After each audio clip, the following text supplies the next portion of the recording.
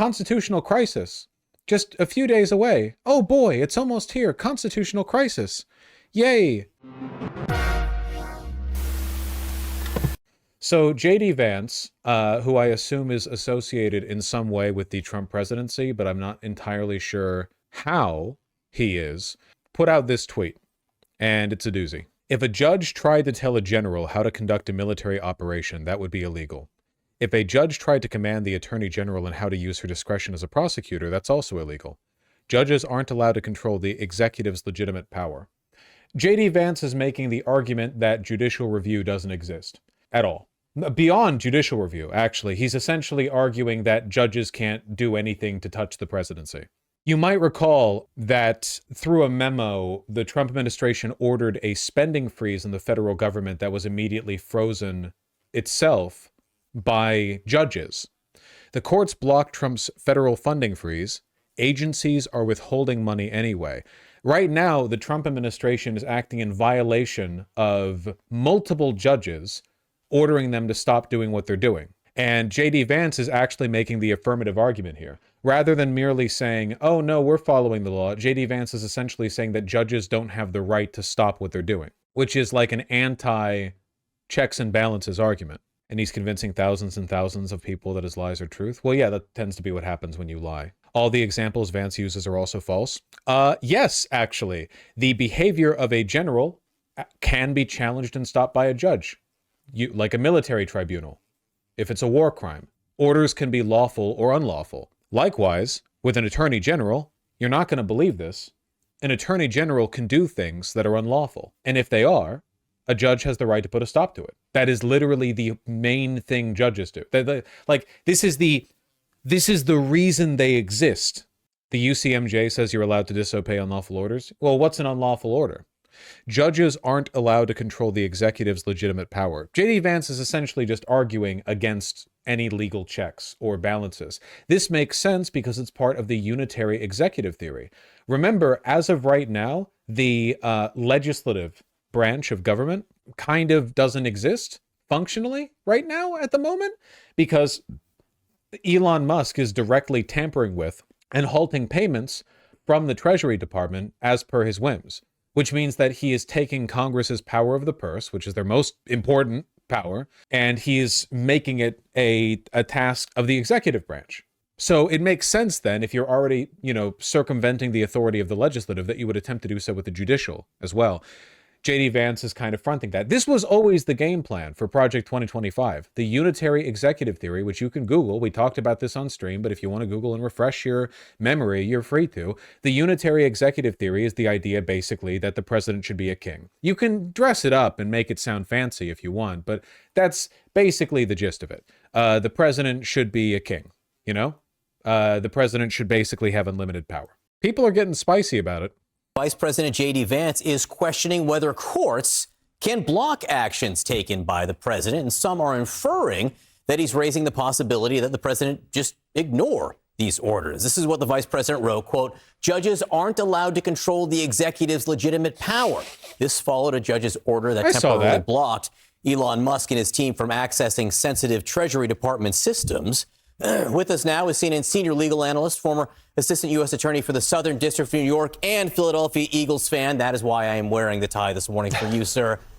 Good morning, Ellie Honig. So J.D. Vance writes, judges aren't allowed to control the executive's legitimate power. We maybe should underline and bold that word legitimate there because it's doing a lot of work. What can courts do? The courts can agree with him, is my understanding. They're allowed to agree with him. It certainly is doing a lot of work, John. And J.D. Vance is really stepping very close to dangerous ground with that statement. And he knows it, by the way. This is a Yale Law School graduate. So the notion that the courts cannot stop the executive from doing what he wants, the notion that the executive may have the option of defying the courts, that is completely beyond even what the most extreme right-wing conservative theory in favor of broad executive power has ever argued. Now, look, the thing that frustrates me about this when it gets discussed, the thing that bothers me, is that the unitary executive theory, as with many conservative interpretations of American law, isn't a real theory. It's just an attempt at a power grab. Like, you have to be able to engage in some kind of like sorting of legitimacy here, because if there's a bunch of freak fascists who are like, yeah, according to one interpretation of law, the president, just a right-wing president, by the way, actually gets all the power. That's not an interpretation. That's not a legal theory. You're just a fascist. Like, let's not, you know, it's like a moniker. It masks the intention there, you know?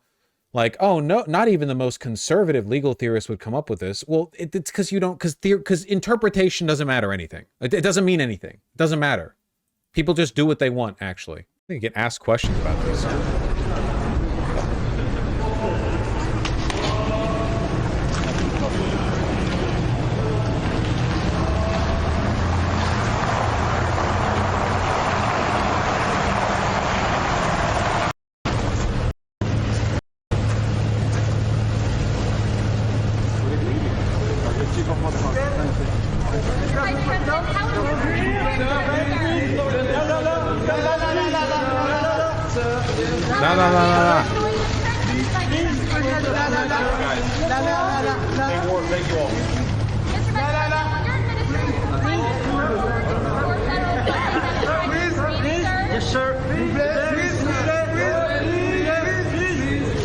Is this another country? Are you dumb?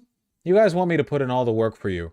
Yeah, I don't think he's yet directly responded to criticism or questions about this, because it only happened a day ago. I can't tell you. You suffered a couple of court losses, Mr. President, and J.D. Vance said judges aren't allowed to control the executive power. What's your take on that? Well, we're going to see what happens. We have a long way to go, and we're talking about fraud, waste, abuse. And when a president can't look for fraud and waste and abuse, we don't have a country anymore. So we're very disappointed with the judges that would make such a ruling. But we have a long way to go. We have to find all of the fraud that's going on. We have tremendous fraud, tremendous waste, and tremendous abuse and theft. It makes sense that J.D. Vance would be the one aggressively fronting this argument, because J.D. Vance is just, like, he was the guy whose job it was to fully integrate the Heritage Foundation's Project 2025 mandate into the Trump presidency. Like, he's one of theirs. So it makes sense that he would be, you know, fronting that aggressively. Musk has been doing the same thing. Thank you for the link. Calls to impeach judge whose order blocks DOGE from Treasury systems access. I think Elon also tweeted, because he's very stupid, that every year they should fire the 1% worst judges in the country or something, or every month or every week. I don't know, 1% worst judges, like which of course means like we should fire the judges that disagree with our rulings. Yeah, by referendum. Yeah. Remarkable stuff. How do you define worst judge? I think I have an idea how he would.